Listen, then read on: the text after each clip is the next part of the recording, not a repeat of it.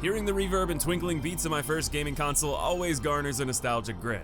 It transports me to simpler times, of a youth who explored countless imaginative worlds through the lens of Sony's PlayStation. Their library continued to make an impact on me through adolescence into adulthood, perhaps never greater than in 2015 with the release of From Software's gothic masterpiece, Bloodborne. I'm hardly shy in my adoration for the horror action RPG, making countless videos discussing it among the greater FromSoft library, even naming it my second best game of the 2010s. But what if we could imagine Bloodborne in another decade? Even dare to dream how impactful a game of Bloodborne's ingenuity would rock the 90s. While we may not be able to change history, thanks to Lilith Walther and her team, it's no longer fiction of the night. Bloodborne PSX demakes the opening hours of Miyazaki's masterpiece, reimagining Central Yharnam as a PlayStation classic. Every inch of the game, from sound and visuals, to gameplay, to level and enemy design, and even bits of story have been altered to fit another era. Today, I'd like to share my thoughts on the demake's success in filling the shoes of a giant, and whether Bloodborne PSX is merely a passing novelty, or something much greater in an expanded Souls universe. Surely the first difference you noticed is on the surface level. It's hard to miss being graphically warped back 2 decades. If the blocky planet-sized textures of yesteryear aren't to your taste, I can hardly blame you. Even if the retro charm doesn't make you pick up a pair of rose tints, it's impossible to ignore the care put into meticulously recreating Bloodborne in that image. Mind you, this isn't built on Bloodborne's code. No, everything here was built from scratch in Unreal Engine on PC. For what it's meant to accomplish, Demake is stunning to behold. Uncovering every nook and cranny of Yharnam was like gorging myself on a Halloween bag of visual treats. Demake goes above and beyond, allowing stylistic customization through a variety of sliders and presets. Want cleaner remastered visuals? You got it. Or maybe you want to spike the horror with beat-up VHS found footage. There's dozens of ways to dress up your Demake. Visuals aren't the only sensory satisfaction. The soundtrack has been demastered to honor the PlayStation's 16-bit processor. Hearing Bloodborne's iconic tracks made to match the era carries an eerie charm, not to mention the suite of sound effects carefully replicated to ring familiar while respecting the retro vibe. The visuals and sound may merely make up the surface of what Demake has to offer, but they play an integral role in immersing Bloodborne in another time. While the exterior is unmistakably altered, it's only the beginning of Bloodborne's deconstruction. The gameplay has been completely retrified.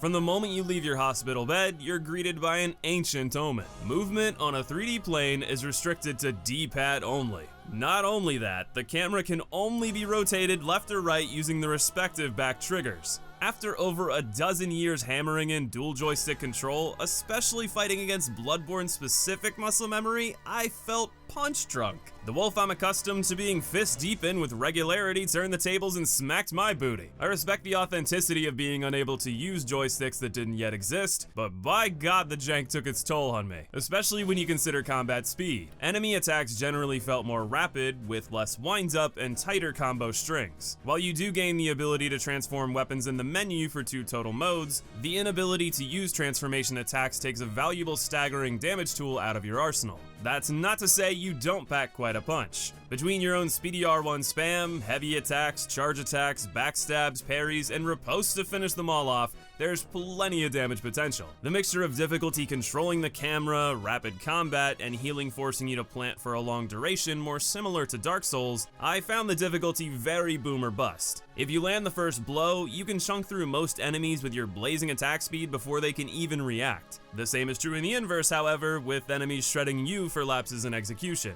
The usual suspects make an appearance: basic Yharnamites with a torch and axe combo, sabers, shields, and gun wielders. Dogs are present and as deadly as ever, as are the carrion crows, beefy trolls, the fabled sewer pig who is still ripe for fisting, and the rabid werewolves. Notably absent are the large beastmen with torches and spears, instead replaced by those werewolves. A small loss that is made up for by a surprise enemy we'll discuss later. Excusing our mystery guest as the undisputed enemy of difficulty, hands down the roughest basic mobs are actually rats. These vermin benefited greatly from the speedier feel, chomping through your HP in seconds if not careful. In isolation, they aren't so bad, but they're often accompanied by 1 or 2 allies that make for about more deadly than the boss battles. To combat Yharnam's dangers, you're offered a surprising roster of weapons. Saw Cleaver and Threaded Cane are matched by the Hunter Pistol and Blunderbuss at the start. With thorough exploration though, you'll stumble across a blood-tinged variant of the Saw Spear, the electrifying to Nitrous, Hunter Axe, and some of the best spells in the game such as Black Sky Eye, Executioner's Gloves, and A Call Beyond.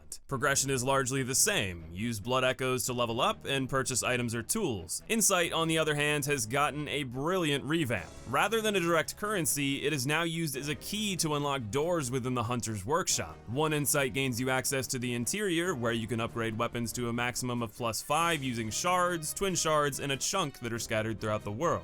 3 insight lets you deck out your messengers in style, while 7 is the most intriguing. For its hefty cost, you can pay a further toll of blood echoes to respawn overworld loot. At least that's what I gathered. It wasn't 100% clear and the developers were tight-lipped on the function, but I distinctly noticed loads of loot I was sure I'd already collected reappearing after that toll. With seemingly unlimited uses of this, you could theoretically level every tool and amass tremendous blood echoes through Cold Blood. Assuming you don't want to make those repetitive rounds, you could opt for a new playthrough on a complete file, allowing you to keep a single weapon and item in your restart. These options are spectacular wrinkles on how you shape your run. I'm an absolute sucker for gated progression through collection. The gated insight barriers are reminiscent of platformers that dominated that gaming generation. It's a brilliant touch that entices you into greater exploration to unlock the secrets of the dream for a worthwhile reward.